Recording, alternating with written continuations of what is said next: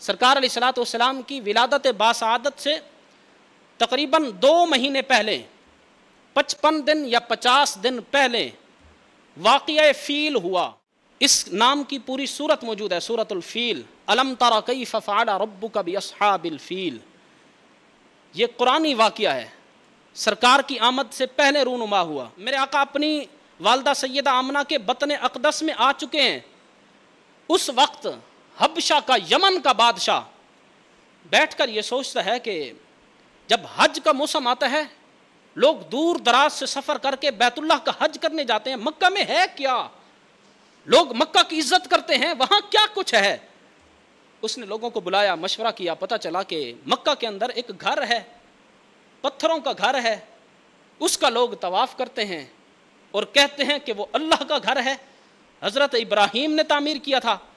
صرف اس کعبے کی وجہ سے پوری دنیا میں مکہ المکرمہ کی عزت ہے، اس کو عزت کی نگاہ سے دیکھا جاتا ہے۔ اب یمن کا بادشاہ ابرہہ جس کا نام تھا، اس نے کہا کہ میں اپنے علاقے میں ایسا کنیسہ، ایسا کوٹھا نہ بنوا دوں کہ لوگ مکہ کی بجائے یہاں آئیں، ہمارے یمن میں اس کا طواف کریں، یہاں آ کر عبادت کریں تو ہماری بھی عزت بڑھ جائے گی۔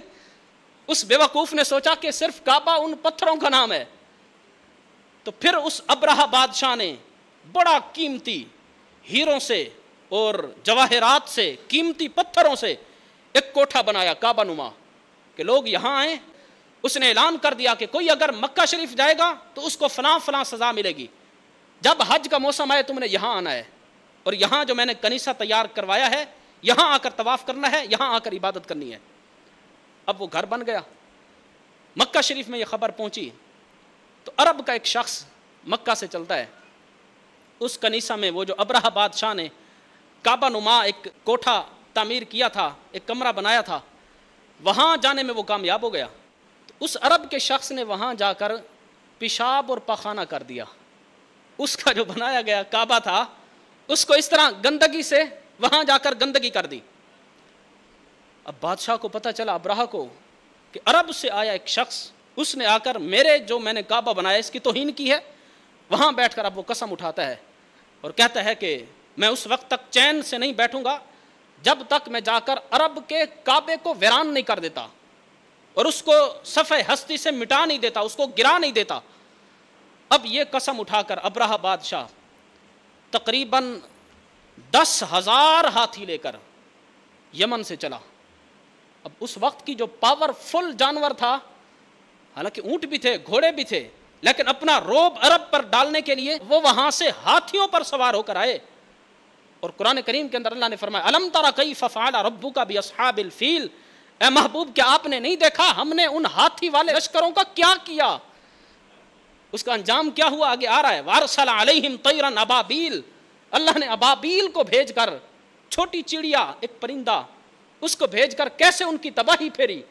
اچھا یہ وہاں سے چلا بادشاہ یمن ابرہہ 10,000 ہاتھیوں کا لشکر لے کر بیت اللہ شریف پر چڑھائی کرنے کے لیے یہاں آیا۔ مکہ کے قریب ایک وادی کے قریب اس نے پڑاؤ کیا، ایک چھوٹا لشکر اس نے بھیجا کہ جا کر جائزہ لے کر آؤ مکہ کے عرب کے لوگ کیسے ہیں، ان کے حالات کیسے ہیں، حملہ کیسے کرنا ہے۔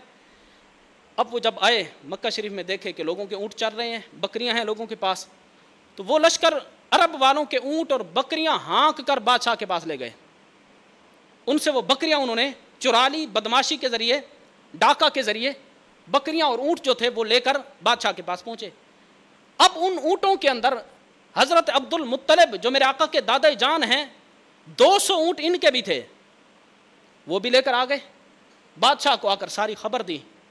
جب خبر پہنچی اور حضرت عبد المطلب کو پتہ چلا کہ میرے اونٹ لے کر وہ چلے گئے ہیں، تو حضرت عبد المطلب اب آئے اس لشکر کے پاس۔ آ کر حضرت عبد المطلب جب آئے تو روایتوں میں آتا ہے، مفسرین نے اس کی وضاحت کی ہے کہ چونکہ حضرت عبد المطلب میرے آقا کا خاندان ہے، سرکار علیہ الصلوۃ والسلام کی نورانیت سے ان کو بھی حصہ ملا، تو ان کا ماتھا کتنا نورانی تھا، کتنا چمکتا تھا۔ جب حضرت عبد المطلب یمن کے بادشاہ ابرہہ کو ملنے کے لیے آتے ہیں، پہلی مرتبہ جب حضرت عبد المطلب کی زیارت کرتا ہے تو آپ کا روب اتنا اس بادشاہ پر پڑتا ہے کہ وہ اپنے تخت سے نیچے اتر آتا ہے اور آ کر استقبال کرتا ہے کہ اتنی عظمت والا مرد یہ کون ہے جو میری بارگاہ میں آیا ہے؟ تو بتایا جاتا ہے یہ کعبہ شریف کا متولی ہے اور کعبہ شریف کے انتظامات سارے اس کے پاس ہیں۔ اب بادشاہ خود زمین پر بیٹھتا ہے حضرت عبد المطلب کے ساتھ اور بات چیت کرتا ہے. اس کا خیال تھا کہ شاید یہ میرے ساتھ کوئی لین دین کا معاملہ کرے گا, کچھ لے لو کچھ دے دو, یہ بات ہوگی, شاید یہ کہے گا کہ چلو 1 مہینہ ہمارے کعبے کا طواف ہو, 1 مہینہ تمہارے کعبے کا طواف ہو. اس کے ذہن میں تو یہ تھا. اب جب مذاکرات شروع ہوئے تو اس نے پوچھا کہ اے عبد المطلب تمہارا مطالبہ کیا ہے؟ تو آپ نے فرمایا کہ تم میرے 200 اونٹ چرا کر لائے ہو, میرے 200 اونٹ واپس کر دو بس.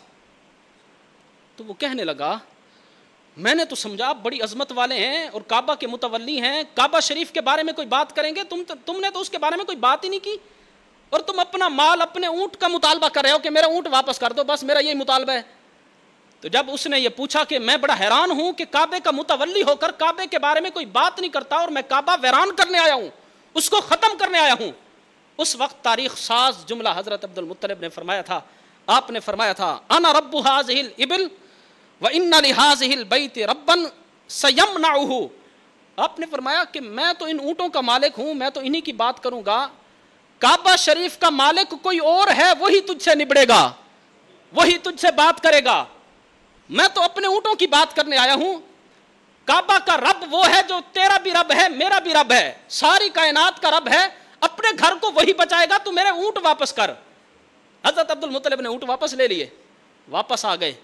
آ کر بیت اللہ شریف کی چوکھٹ کو, دروازے کی کنڈی کو پکڑ کر حضرت عبد المطلب نے جو دعا مانگی تھی عرض کی, یا اللہ ہر بندہ اپنے گھر کی حفاظت کرتا ہے, اے اللہ تو اپنے گھر کی خود حفاظت فرما.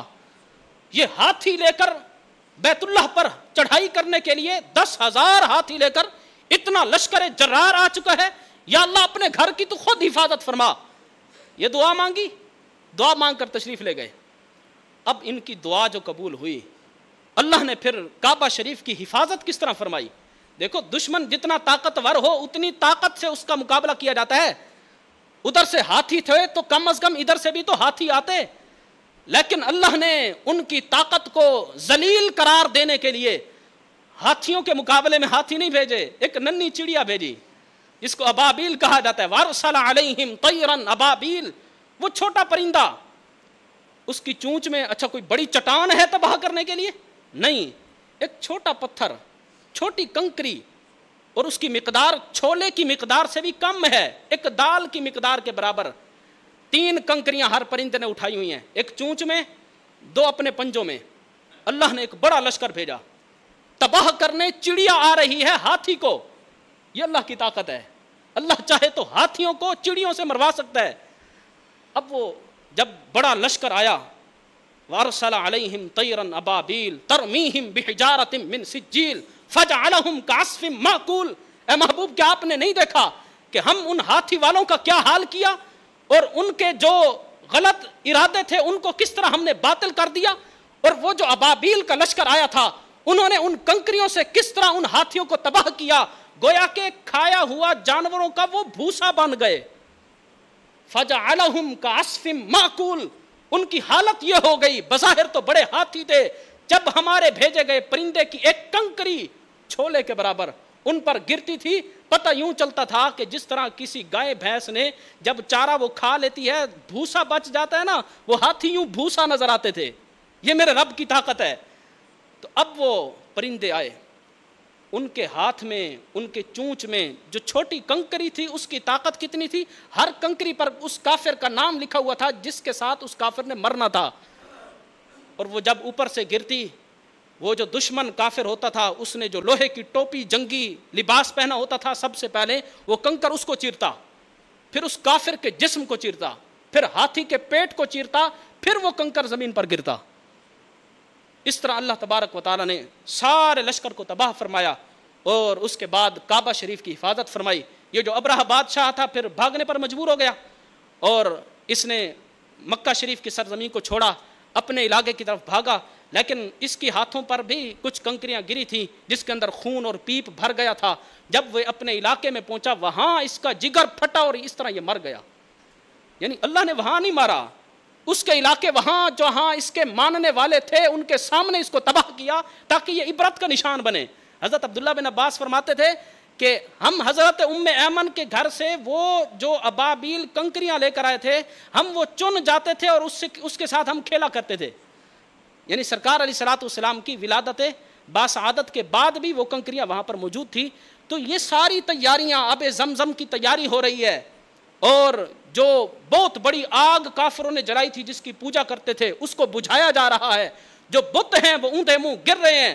کعبہ شریف کی اللہ تبارک و تعالی حفاظت چڑیوں کے ساتھ کر رہا ہے. یہ ساری تیاریاں میرے آقا کی آمد کی ہو رہی ہیں کہ کائنات میں سرکار دو عالم صلی اللہ تعالی علیہ وسلم جلوہ گر ہونے والے ہیں.